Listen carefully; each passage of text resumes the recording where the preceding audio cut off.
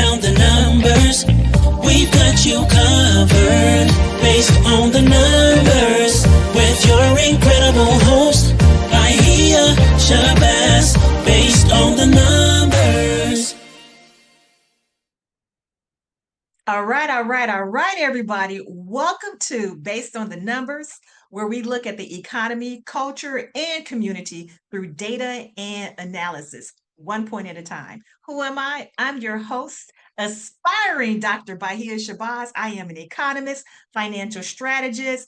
I am an author. I am a professor. I am the founder of Decimalytics, Brown Girls Do Invest, TEDx speaker, published author. I think I said that already. The list goes on and on. You know, the only reason why I took a moment to introduce myself like that is because if I can be transparent, my mom always tells me that I do not take the time to celebrate myself. There's so much that I accomplish. I just sent her a picture on stage here in Northwest Indiana with quite a few people who are on that the board of directors as well as the advisory board for the Urban League. And I was just looking through and I'm like, okay, I'm on here with the chancellor of Indiana University, Purdue, some doctors, the mayor, um, bankers, professors, the list goes on and on. And I never take the time out to tell people who I am. They just see me as Bahia Shabazz. It's not until somebody else walks into the room and say, "Hey, do you know who you're talking to?" Instead, I normally get the, "Do you know this person?" And then I have to, respond with, "Do they know me?" All right, I digress. That was a little bit of my tooting the horn. So, what are we talking about today? Today's conversation is personal and powerful to me. We're talking about Black fathers in America. I said it, Black fathers in America. Why did I choose to have this topic today? For a couple of reasons. One, I was watching a clip that had Amanda Seals, and she was going against, I want to say, 20 conservatives. And one of the clips, and there a Black man was talking about the absence of Black fathers in a household and that Black culture is toxic. And I'm like, who are these people and who are you listening to? Have you looked in the mirror lately? Because you are part of Black culture. More importantly, if you have children, I do not care if they're from a Black woman, a white woman, Hispanic, Asian, whomever. You're a Black father. And you're talking about just the neighborhoods, the environments, the homes, the culture that you were raised in. And I had to think to myself that unfortunately we have people out here who listen to others. And when they listen to others, they start looking at themselves a certain way and saying that there are no Black fathers in the household, and they are believing what other people are saying. But here, based on the numbers, we like to pull data, right? Because what we all know, women lie, men lie, numbers do not lie. And we want to pull out some statistics and talk about this. But more importantly, not only do I have a Black father, unfortunately, my father has passed. It's been a few years now. I miss him dearly. But I'm married. And my husband and I, we've been in our union for 31 years now. And he's a great father to our son. And he's a great uncle. He is a great brother. All his brothers are fathers. My brothers, fathers, uncles, fathers, and everyone's involved in their family, right? Their household. So when I hear people say that there are no Black fathers in a household, I cringe. In addition to that, I remember when our son was younger, he was in middle school. He's now in his 20s. And this is before we homeschooled him because we homeschooled him for the majority of his high school year. So at the end of his freshman year in high school, my husband convinced me to homeschool our son. And I have to tell you, as brilliant as I am, I was a little nervous because I'm like, what do I say? What do I teach him? But we got through it, right? And later in life, our son admitted that that was the best decision ever. So he was able to not only learn, excuse me, what he was supposed to academically, he was also able to receive, things about our culture, our history that were not taught in his school setting, as well as he was able to travel with us continuously without being interrupted with his studies. But I remember when he was in middle school and he was so excited because it was career day. He dressed up, he had his little tie on and everything. And as always, we normally have dinner together at the end of the day, no matter what time it is. Still to this day, we all still have dinner together, and that's when we converse about our day. Kind of like the Huxtables and everything, right? Except it's the Shabazas. So I remember he came home and he waited to tell us about the situation, and he was so disappointed because he was ready to discuss what he wanted to do with his life, his aspirations, not only what he's doing then, back then, but what he desired to do. And he said, Mom, they basically they did show us how to interview, but then they were telling us how to manage our money on the books. And I'm like, books? What do you mean? I'm like commissary or something? Like if you go to jail? And he's like, yeah. I'm like, oh, I was livid, livid. And I called the principal the next day and I just wanted to professionally have a conversation with her. And I said, okay, this may last 5 or 10 minutes. The conversation ended up lasting for an entire hour. And within the conversation, she wanted to tell me that the demographics have changed. Now, I attended that school at one time. Later in my high school, actually, I transferred to that school system my sophomore year. My parents divorced. My mom ended up buying a house somewhere else. And we had to finish school in a different district. And the unfortunate part back then, I can count on two hands and not even use all 10 fingers. I can count on two hands how many people in that school system, and that school itself, rather, I'm sorry, I apologize, not the school system, but the high school that look like me. So with our son and his experience and the principal at that time who looked like me. It was a woman. And she wanted to convince me that, okay, the demographics have changed, so the conversations have changed. And now, because the demographics have changed, it's predominantly people of color and Black people in the school system. So the conversations have changed in regards to the career day and what to expect. So she continued to say that statistically, most households do not have their father in the household. Most students grow up and unfortunately go to the prison system, like, oh, okay, because you have this pipeline to prison, you are truly trying to condition these children to have that mindset. And this is all that they are going to encounter when they grow up. Don't even plan on having these aspirations of being a doctor, attorney, a paramedic, an EMT, a teacher, a fireman, a policeman, whatever it is that you want to do. But instead, we're going to tell you about these books. Live it, right? And I had to explain to her that, hey, my son's dad is still in the household. We are happily married. All of his friends are married. I couldn't say happily because I don't know what goes on behind their closed doors, but they're married, right? And this is the environment that our son is raised in, to have a great village around him of people who look like him, that's going to be there to support him. Am I oblivious to the fact that everyone does not have that support system in their household? No, I'm not. But for you to say that Black fathers are not in the household, baby, you lost me. So when you think about this, for decades, we have heard stereotypes and statistics weaponized to say that. And they continuously say Black fathers are absent. But is that really the truth? And I had to think to myself, is that really the truth?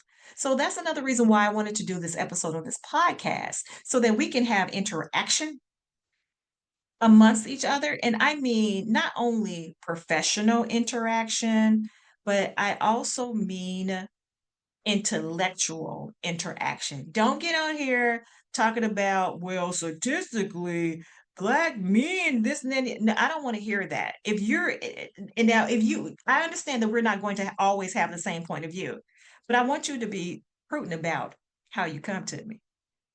Because there, I do not play about my Black men.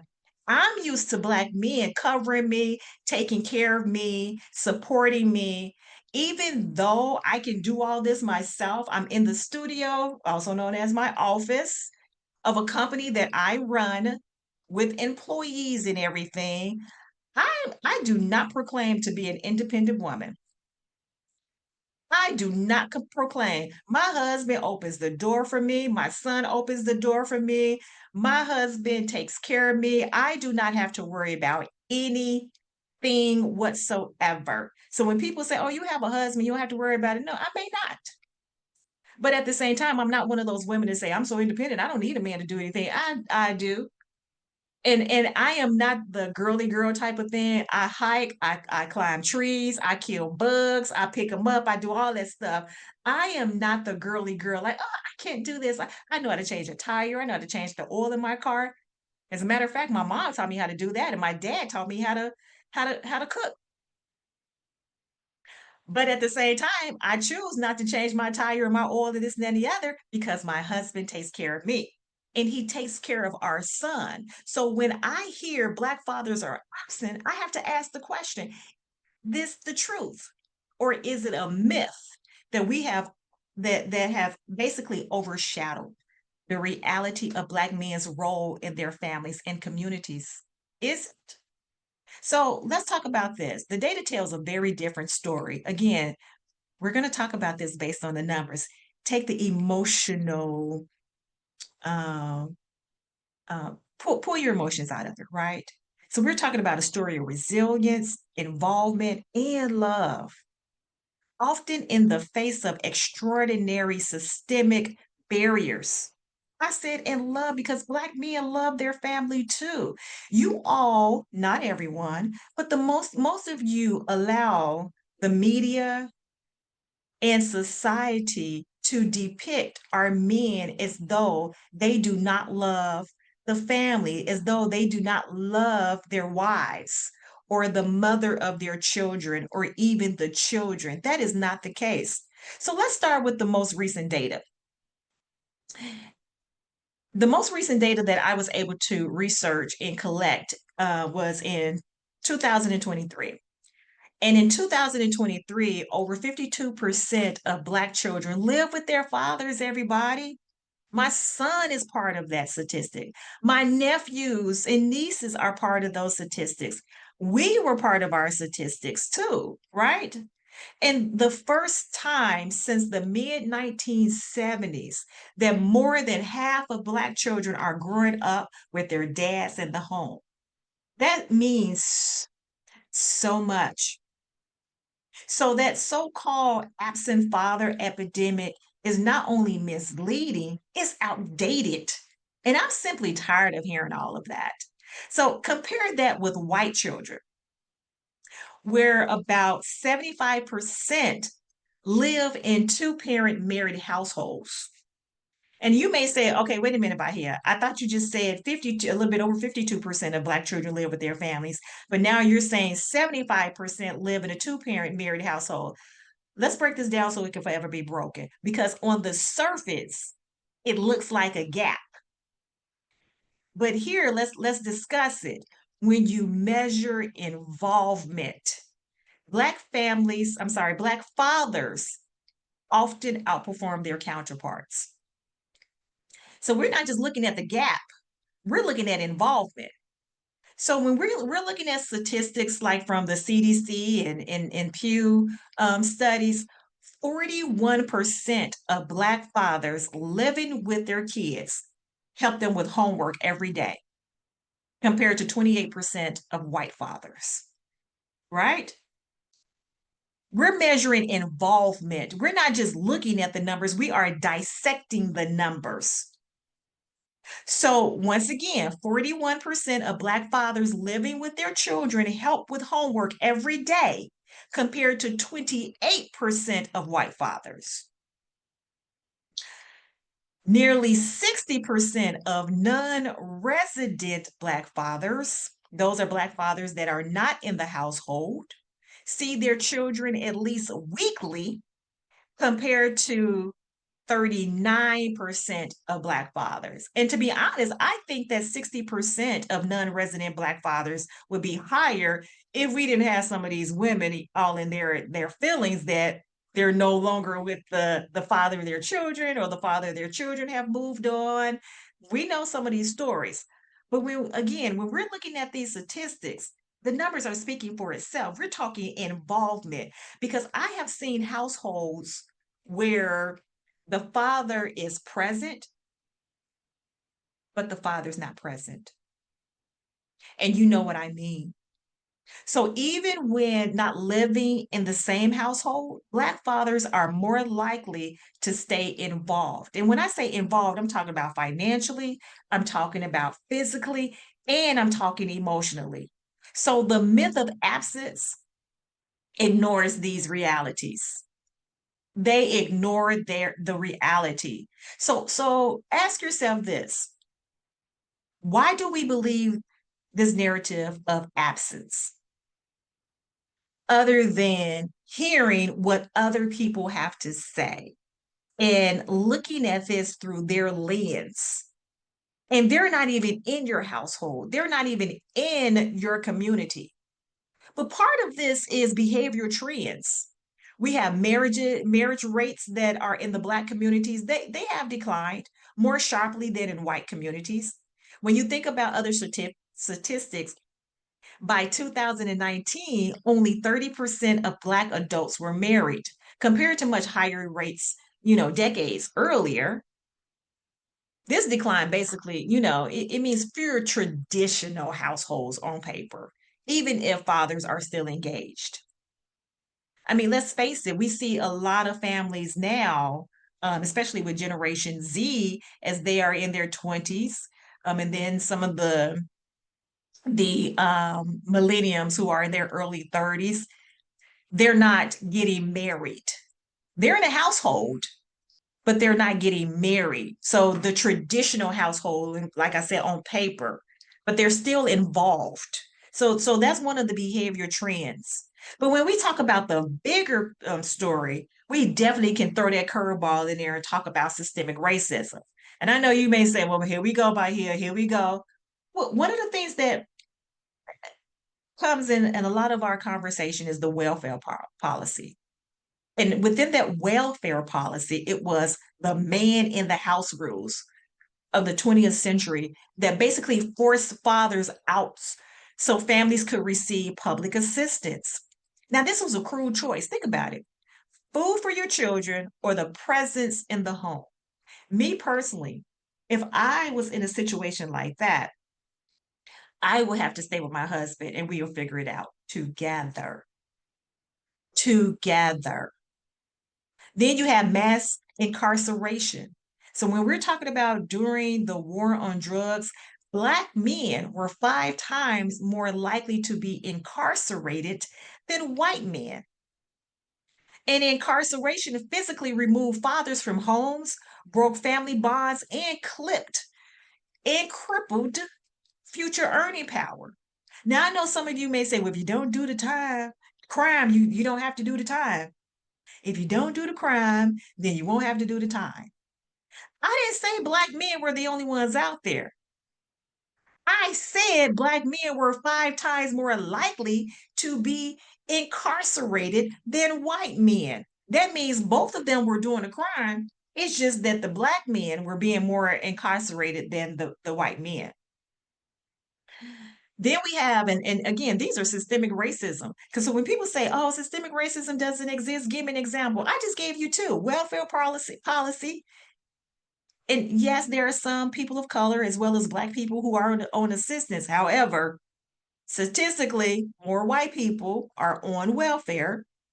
And again, the second systemic racism that I just described, mass incarceration. We can have people out there, even if it's not war on drugs, we have people out there just walking them down the street, minding their own business and getting pulled to the side. We see what is happening with our society right now, which can be on another episode of Based on the Numbers. When you talk about President Trump saying, hey, I'm giving everybody full control to do whatever the hell they want to do with anybody walking on the street. We need law and order, frisking, just stop and frisk. That's a whole nother subject. But another systemic racism is economic discrimination. Think about this. Black men have consistently faced higher unemployment and lower wages. It's not that they are not out there looking, they're being shunned against. Structurally, inequality told men they were not providers. What is that doing? That's pressuring them out of traditional roles and in some cases, the home. That is a lot of tension on a family, especially a man, when you cannot find a job because of the color of your skin, or somebody saying you do not have the skills that we're looking for, right? And now they're saying that, hey, you're not providing for your family. And those who have kind of beat the system, right? And have had consistent employment. Think about this. And now they're like, hey, babe, you want to have a conversation? Let's talk about getting that home that you wanted. I know you were looking at this neighborhood that has uh, a home like you pictured, that have a great school district, that you would not have to worry about any crime. And then when I'm at work, you do not have to worry about your safety. But wait a minute, there's housing discrimination. I'm sorry, as well as segregation. So you have housing segregation. What is that? Redlining. Redlining concentrated poverty, destabilizing neighborhoods and family life across generations. So I just gave you four systemic racism, right? So yes, part of it, behavior trends. A lot of Black communities, people in the Black community, saying, "Well, wait a minute, I don't want to get married right now," right? Again, I gave you that statistic. Only 30% of Black adults were married compared to a much higher. And then we have the systemic racism, the mass incarceration, the welfare policy, the economic discrimination, and what was the last thing I said? Housing segregation. And some of you may say, well, by here, why are you still bringing up redlining? It does not exist. Do your research, people. I do not speak to you out of emotion. Although some of these topics do hit near and dear to me, I'm giving you statistics. So the myth of absent fathers emerged from the intersection of systemic exclusion and statistical misinterpretation. So let's talk about what's real. Let's keep it real. The real thing is Black fathers are showing up. Where are they showing up? In homes, in schools, in churches, and in communities. Can we pause for a second? I know I shouldn't have dead air on here, but I just want to take a moment to embrace that because our Black fathers are showing up. You know what they're doing? They're more likely to eat meals with their children daily than white or Hispanic fathers. They're also more likely to be involved in school activities. They're also more likely to provide hands on caregiving. What do I mean by that? Bathing, dressing, reading to their children. I know some of you may watch some of these movies and television shows and say, I don't believe it's true. Well, let me tell you this, they can put whatever they want in these movies, in these TV series, because they understand that drama sells. But as a person who is married to a Black man who is a Black father, I'm here to tell you that everything you see on TV is not the truth. Now, when you think about financially, despite facing wage gaps, Black fathers actually contribute. Again, I don't have to worry about anything. I have a company, I'm doing well, I'm very proud of myself. My husband is proud of me, but I will tell you this, he takes care of it. He takes care of it. He gas, food. He spends the money on that stuff. Now, to be honest, he'll give it to me, and I'm the one who has to go shopping and I prepare the meal, but I don't have to worry about that.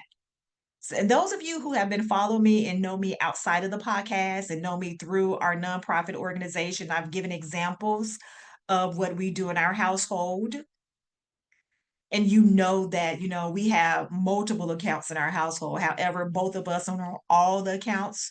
So, like, he may predominantly function in one of the accounts that I consider his, and same thing with mine. And then we have our, account that the operations of the household is paid with the bills. So we still have access to everybody's account, but I know that this particular account is mine, right? So I don't have to go to him and say, hey, the account is looking like this. He looks at the account. He'll look at the account. His threshold is different than my threshold, right? I'm okay as long as everything in the household is paid for, the bills for the month, gas tank is full, the fridge is full with our fruits and vegetables, because we're a plant-based family. Everything is taken care of. I can just have a few dollars in my pocket. I'm fine because everything is taken care of. My husband, he's a whole different story. Even though everything is taken care of for him, it has to be a certain amount, or his whole world falls apart. So when he checks my account, to me it looks fine. It's not low, it's not overdrawn. He will text me and say, check your account. And I'm looking at him like, oh, this sucker done put money in the account. He has put money in the account because he want to make sure that his wife is taken care of. So when we talk about the fact the Black fathers contribute financially, when we look at certain studies, right, a Pew study, it found that 67% of non-resident Black fathers provide some sort of financial support. And for many, that means sacrifice. That means working multiple jobs, informal cash support, or even contributing through housing and food. Whether they're in a house or not, they are contributing. Yes, some of the conversations may be, put your mother on the phone so I can tell her that I'm going to directly pay for, the clothes that you need for this game. I'm going to let her know that I'll work a double or I'll get a second job to help support you. Whatever it is, they're making it happen. So for you to imply that Black fathers are absent, come on, man. And what about emotionally, right? You have Black fathers mentor, they coach, they're disciplined, and they nurture. The unfortunate part is this part really makes headlines because it doesn't fit into the narrative that I was talking about. But in community after community, surveys and lived experience showed that the presence of Black fathers is real and impactful. And again, I'm not a Black father, I'm a Black mother, but I'm married to a Black father and he is doing it. And all the other men that I see doing it, whether they are with their wives or the mother of their children or not, they are there for their children. So today, we're seeing a positive turnaround. Not all of us are believing the narrative that is painted by what we see on television or even what this systemic racism want us to believe, and those who are creating this systemic racism and those who are symbols and repeating this. So when we talk about organizations like, how are we seeing different organizations like Dovetail Project in Chicago? Yeah, I'm outside of Chicago. I'm in Indiana. I'm not in Chicago, but about 30 minutes away.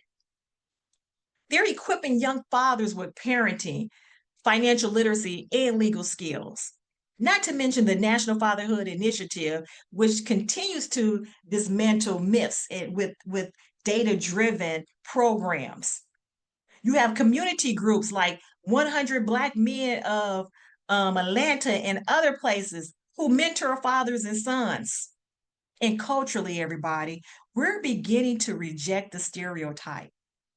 You have media outlets, researchers, and even grassroots social media platforms are highlighting Black fathers' everyday realities. I love when I turn on social media and I see fathers walking the kids to school. On the first day of school, they just, oh my God, they have the baby's hand, they're braiding their hair, they're paying bills, they're showing up emotionally. These stories matter. They matter because they shift the conversation from absence to resilience.